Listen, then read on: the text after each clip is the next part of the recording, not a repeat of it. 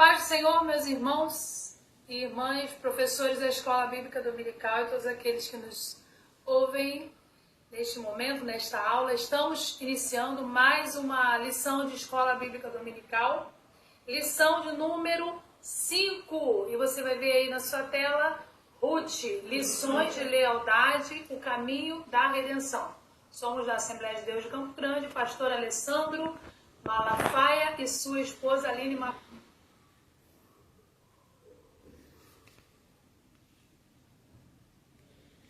Nosso texto áureo vai dizer assim: disse, porém, Ruth, não me enches para que te deixe e me afaste de ti, porque aonde quer que tu fores, irei eu, e onde quer que pousares à noite, ali pousarei eu. O teu povo é o meu povo, o teu Deus é o meu Deus. Esse texto aí é um texto, inclusive, muito interessante, porque ele é usado, às vezes, até em casamentos, né? Eu lembro que antigamente eles colocavam esse texto em convite de casamento, porque fala da cumplicidade, da lealdade. E a verdade aplicada na nossa lição diz assim: uma das marcas que caracteriza o discípulo de Cristo é a fidelidade a Deus, a qual se expressa nos relacionamentos interpessoais. Depois nós vamos estar desenvolvendo, né, essa verdade aplicada. O livro de Ruth, ele é um livro que ele acontece no tempo dos juízes, né? Digamos assim, dentro de um espaço de tempo, a gente poderia localizar esses acontecimentos, né? A existência dessa mulher e essa família, na verdade essa família, porque depois entra Boaz, e nós vemos que essa existência dessas pessoas e esses relatos, o relato desse livro, ele está atrelado ao tempo dos juízes, né? Ainda não havia rei em Israel, só para nós sabermos a ordem cronológica, né? E também o que acontece aqui, ele nos traz uma mensagem. O interessante do livro de Juízes, ele é muito pregado, falado, inclusive, principalmente em programações, pregações para mulheres, porque ele é uma mensagem que nos traz esperança, mesmo em tempos difíceis, como fome, viuvez, pobreza. E eu abordei certa vez, falando sobre essa história, né? Eu foquei em Noemi, falando sobre a questão da amargura, da depressão, dos tempos difíceis e como ela se levantou e como elas se levantaram, né? Como Deus as levantou. Então é um livro pequeno, tem apenas 4 capítulos, mas ele é muito interessante e traz algumas lições importantes para nós, porque é uma história antiga, mas que nos traz lições que nós podemos até trazer até os dias de hoje, como é o caso do companheirismo e da lealdade. E aí, nós vamos ler os textos de referência, né? O texto de referência que aparece aí, eu vou ler aqui na minha Bíblia, tá? O que aparece aí na tela para você. E aparece assim, Ruth 1, a partir do verso 14. Pelo que levantaram a voz e tornaram a chorar. Então Orfã se despediu da sogra com um beijo, mas Ruth se apegou a ela. Disse Noemi, a tua cunhada voltou para o seu povo e para os seus deuses. Volta também com ela. Porém, Ruth, respondeu, não insistas para que te deixe e me obrigues a não seguir-te. Aonde quer que fores, irei, e onde quer que pousares, ali pousarei. O teu povo será o meu povo, e o teu Deus será o meu Deus. Onde quer que morreres, morrerei eu, e ali serei sepultada. Faça-me o Senhor o que bem lhe aprouver, se outra coisa que não seja a morte me separar de ti. 18. Vendo Noemi que de todo estava resolvida a ir com ela, deixou de lhe falar nisso. Então, agora o que a gente faz? A gente começa a destrinchar aí o texto. Qual é a origem de Ruth? E a Bíblia fala que ela era uma mulher moabita. Noemi e o seu marido, eles foram para Moabe e lá eles levaram seus filhos e ali os seus filhos se casaram com mulheres moabitas. Então Ruth não era hebreia, Ruth era moabita. Porém, Noemi, ela, depois dessas perdas, ela resolve voltar à sua terra, né? Porque Moab ela não tinha condições de se levantar ali, né? Ali era o lugar da sua dor, o lugar onde ela perdeu tudo. E aí ela resolve voltar para sua terra, provavelmente na esperança de que, encontrando ali parentes do seu marido, né? E que o Senhor, que a sua história poderia ser de algum modo refeita, ela poderia se refazer de alguma maneira, porque lá na terra dela ela era conhecida. Então ela decide voltar.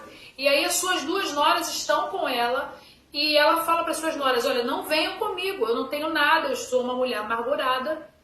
Vocês sabem que a Noemi, ela diz para elas: olha, não me chame mais em alguns versículos antes nós vemos que ela diz: não me chame de Noemi, sim de Mara, porque eu estou amargurada de espírito. Ela estava deprimida, ela estava marcada por aquelas perdas. Então ela diz: eu não tenho nada para oferecer para vocês, eu não tenho mais filhos para vocês se casarem, né? E provavelmente ela já era uma mulher idosa, então já não tinha mais condições de ter filhos. E ela fala para as suas noras: olha, voltem fiquem na sua terra, vá para a casa dos seus familiares, para que vocês refaçam suas vidas, porque por mim não tenho nada para oferecer. E aí, órfã também, que gostaria de ficar com ela, mas aí quando ela fala isso, então tá bom, ela segue o conselho e volta para sua família. Mas Ruth diz assim: eu vou contigo, né? Eu vou te ajudar, eu vou ser sua companheira, mesmo que você, quando ela diz tudo que é seu será meu, que é o mesmo Deus, o mesmo povo, ela está dizendo: mesmo que você passe por circunstâncias difíceis, eu estarei com você. E essa é a prova de lealdade e amizade, né? Um dos textos mais lindos da Bíblia, porque mostra que os amigos, os verdadeiros amigos, a lealdade ela é provada não nas circunstâncias boas, não nos dias bons, mas sim a prova de fogo da lealdade nos dias difíceis, nos dias de dificuldade, nos dias de dor, de aflição, onde muitas das vezes um dos lados não tem absolutamente mais nada para oferecer, e às vezes nem palavras de esperança, como era o caso de Noemi. Mas mesmo assim, Ruth ficou ao lado dela, não deixou ela sozinha. Então aí nós temos a primeira grande lição, né? Que é a lealdade. Anote essa palavra-chave aí. A primeira, lealdade. E 1.2, uma história de amizade e o início da história. Então, isso que nós falamos aí logo na introdução, né? Um ponto de partida que ele coloca aqui é que na verdade eu gostaria de falar no final, né? Mas o livro, eu creio que ele aparece no cânon sagrado porque, além de ser uma história linda e que nos traz essas lições de lealdade, Ruth, ela está na genealogia de Cristo. Então, como é interessante, né? Na Bíblia, nada está por acaso, né? Um livro conversa com o outro e todos fazem parte da mesma história, que culminam em Cristo. Então, é um livro que, na verdade, ele relata uma parte da história da genealogia de Cristo. Porque lá na frente, quando Ruth tem seu filho com Boaz, ele é avô de Davi, então ele é descendente de Davi. Jesus é também da genealogia de Davi. Então, não está ao acaso. Nada da palavra de Deus está ao acaso. Então, algumas coisas que nós já falamos aqui é sobre a origem, né? Por que Moabita, o marido de Noemi, Elimeleque, ele vai com a família para Moab. Só que os moabitas, eles não eram amigos de Israel, eles eram inimigos. E aí há uma briga histórica e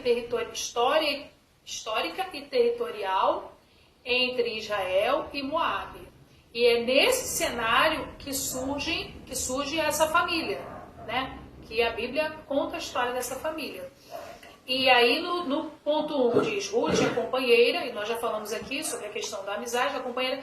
Eu citei aí Bauman, E quem aí tiver a curiosidade de falar mais sobre esses tempos de relações, esse conceito de relações líquidas, que é um conceito moderno, ele foi um sociólogo, né? Ele faleceu em 2017, ele é sociólogo e filósofo, ele deixou muitos estudos sobre isso, sobre observando a sociedade atual, né? Onde ter e parecer é mais importante do que ser. Isso é o conceito atual, o que é observado na nossa sociedade atual. Mas que não é um conceito bíblico. A sociedade moderna está assim. Nós estamos permeados por ela, que nós fazemos parte dela.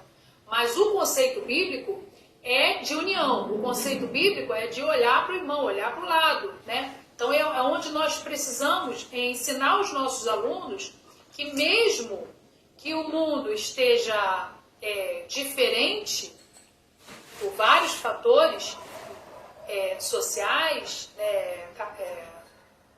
políticos e tal, comportamentais, a palavra de Deus ela nos dá guia. É muito interessante notar isso, que a palavra de Deus ela nos guia em vários assuntos. Amor, família, amizade. A palavra de Deus não fala só sobre salvação, embora esse texto também, no final dele, você vê o aspecto da redenção, né? Nós podemos tirar a aplicação. Mas a Bíblia ela é viva e ela tem exemplo para tudo, até sobre as nossas amizades, sobre os nossos relacionamentos. Como deve ser? Qual é o ideal?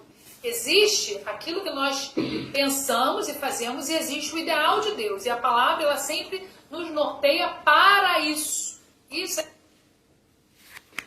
de aqueles que tinham os campos de mantimentos, né, de semeadura, quando eles estavam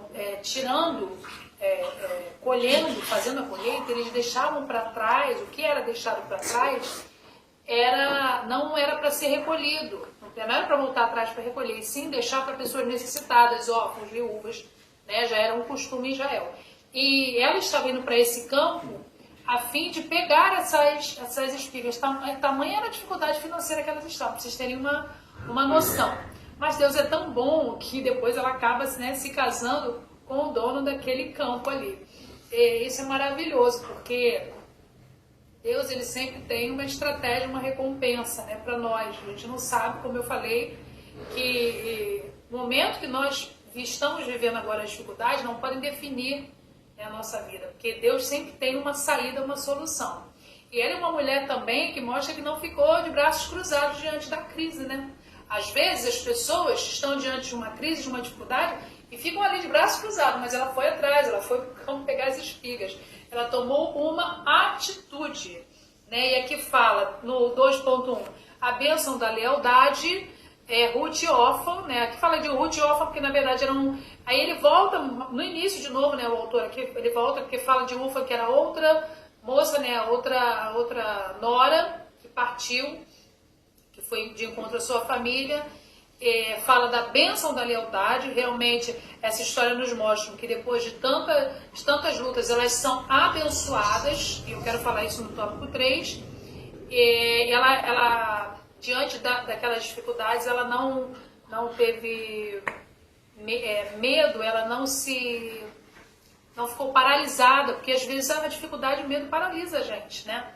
Isso é humano, mas ela prosseguiu com a sua sogra e ela, principalmente, ela ouviu os conselhos daquela mulher que era mais sábia. Às vezes a gente não quer ouvir conselhos, a gente tá com a cabeça na parede, né? Tá com a cara na parede, porque pessoas que são mais sábias, pessoas que têm mais experiência, tentam nos orientar, nos direcionar, porque já conhecem a vida, né? E a gente não quer ouvir, porque as pessoas, cada um quer ter sua vida, né? Muitas das vezes quer fazer o que dá na cabeça. E aí a gente vai aprendendo quebrando a cara. Mas quando você dá ouvidos àquele que tem a direção de Deus, aquele que é sábio, você acaba se dando melhor, você acaba sendo mais bem sucedido. Então é uma outra lição, a revista não chega a falar sobre isso, mas é importante. No 2.3, a convicção de quem sabe o que quer. Quem sabe o que quer não permite que seus planos sejam interrompidos. A fidelidade mostra que os aliançados andam lado a lado. Estou lendo 2.3. lado a lado pela responsabilidade da palavra firmada, e o acordo feito facilita essa cumplicidade. Não que o conselho de Noemi estivesse totalmente errado, mas Deus inspirou Ruth a não acatar e seguir com a sua glória. Na verdade, ele está voltando aqui de novo, ele volta no conselho que Noemi falou, olha, vai embora com seus parentes, mas ela falou, não, eu vou ficar com você. Mas quando eu digo de seguir o conselho certo, é que lá na frente ela fala assim, olha, se arruma e vai lá e fica perto de Boaz, porque ele pode ser, na verdade ela sabia que ele poderia ser o remidor dela, o resgatador, e a gente vai falar aqui, logo no ponto 3, da lei do levirato. Anotem aí a segunda palavra-chave, a primeira eu falei que é lealdade, e a segunda, respeito. Primeiro, na história, ele é Boaz. Boaz era da família de Elimeleque, né, marido de Noemi, que havia falecido. E aí, elas, quando chegam ali, ela vai trabalhar, né? Ela vai procurar alimentos, espigas no campo de Boaz. E a lição, ela coloca esse homem como um tipo de Cristo, que ele nos remiu, nos salvou. E aqui é interessante que você precisa ler com a sua turma aí, Deuteronômio 25, 5, 6, que diz assim, apenas o versículo 5 de Deuteronômio. Quando dois irmãos morarem juntos e um deles morrer sem deixar filho, a mulher do defunto não poderá casar-se com um homem estranho, de fora da família. Seu cunhado a tomará e a receberá por mulher e exercerá para com ela a obrigação do cunhado. Havia todos os detalhes nessa lei dizendo que alguém da família podia remir essa mulher, comprando de volta as terras para ela e também se casando com ela para que suscitasse descendência. Havia todo um rito em relação a isso. Depois vocês podem ler lá com calma, Deuteronômio, também Levítico 25, 25. Então, esse homem, ele entra na história, ele era um homem de bens, de posses, que estava muito bem ali. E aí ela conhece, e ela vai se aproximando dele. É uma outra história, vocês podem ler com calma, e o texto é muito bonito, né, muito lindo, com muito respeito e carinho, e eles vão se aproximando, quer dizer, o homem certo que apareceu na hora certa na vida daquela mulher. E aí ele acaba remindo aquela mulher e casando-se com ela, né? Esse é o grande final, né? Maravilhoso. Então você pode aí pesquisar com calma a lei do levirato e falar sobre isso. A palavra remidor, do hebraico goel, no caso, esse era o parente próximo que, segundo a lei mosaica, tinha a responsabilidade de resgatar ou remir. E ele faz isso, né? E Boaz, ele é o remidor dessa família, dessa mulher. Como eu disse, o nosso Senhor, ele é o nosso remidor, né? O nosso Deus, Jesus, ele enviou Jesus para nos salvar, para nos remir, para pagar um preço por nós, que outrora estávamos perdidos. Essa é uma grande aplicação para esse texto. E aqui fala de Boaz e Ruth, que o que chama a atenção nela é a bondade dele, né? Porque quando ela vai catando as espigas, segundo o costume, por ser viúva, ele fala assim, deixa ela ficar à vontade, ela é da família, deixa ela ficar à vontade. E ela também, como moabita, ela mostra que o Senhor, ele veio para todos os povos, todas as nações, todas as raças, né? Ele não teve preconceito com ela. E ela acaba fazendo parte da linhagem de Jesus, né? Porque Jesus veio para todos os povos. E Boaz sendo da família de Elimeleque, ele era realmente um hebreu que manteve a descendência. A recompensa, no ponto 2 fala, o primeiro fala sobre Boaz, que é o remidor. Boaz e Ruth, que eles se conhecem, ela também segue o conselho da sua sogra aqui, né? O que não faz um bom conselho. E ela começa a ver as necessidades de Ruth e ir atrás, né? Para poder conseguir ajudar ali sustentar aquela família. E a recompensa de Ruth e Noemi, né? Através de toda essa providência que Deus colocou ali para elas, e daquele homem que surge na história, aquele homem bom que surge ali, ela acaba concebendo filhos, ele casa-se com ela, né? E ela concebe um filho, e a história é clara no final, que termina com Noemi, com aquela criança no colo, né? E eu falo assim, a bênção, qual é a bênção que Deus ainda vai colocar no seu colo que você nem imagina? E é linda essa passagem. nós temos que terminar aqui esse texto e essa lição maravilhosa, linda, que vocês possam guardar aí essa mensagem de esperança, de fé. E eu vou concluir dizendo que o livro retrata 3 pessoas. A primeira, Noemi, que da amargura ela foi a esperança, com um bebezinho no colo, né, como um netinho no colo. Ruth, da lealdade a uma vida reconstruída. E Boaz, um homem bom que resgata, que possui integridade. Que vocês possam guardar essa palavra e entregar aos seus alunos com todo carinho e todo cuidado, sabendo que Deus pode refazer qualquer história. Deus pode mudar e dar ainda um final feliz. Sejam abençoados. Muito obrigado pela atenção. E a última palavra é remidor, a terceira palavra-chave.